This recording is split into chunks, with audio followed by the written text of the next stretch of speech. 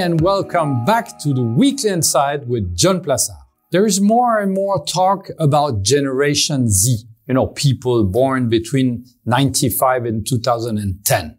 And one still hears a lot about millennials born between 82 and 2004 or Generation Y.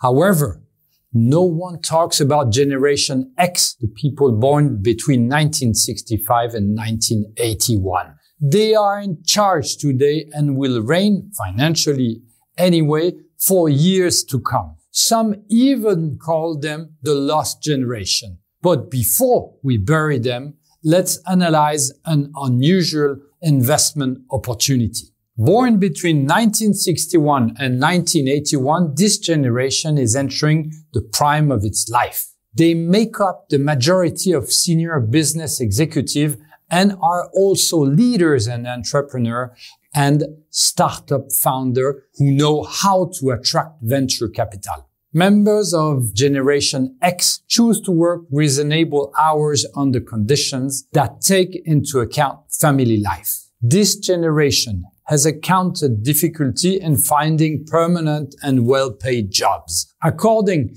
to a study by Switzerland Federal Statistics Office, Generation X constitutes 36.2% of the working population, followed by millennials, who make up a third of the workforce. According to a Deloitte study, Generation X investors are expected to almost quadruple their asset to $22 trillion by 2030 compared to 11 trillion for millennials. It is interesting to note that Generation X is the most in-depth of all generations. In the digital age, Gen Xers rely heavily on the web for advice on personal finance. Gen Xers are most concerned about retirement, 21%, followed by saving, 13%, and digital currency, 13%.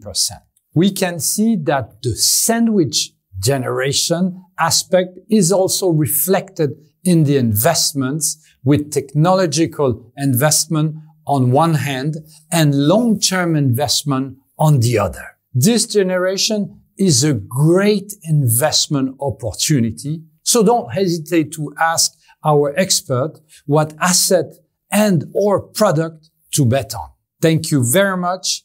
Have a great week, stay safe, and keep on winning.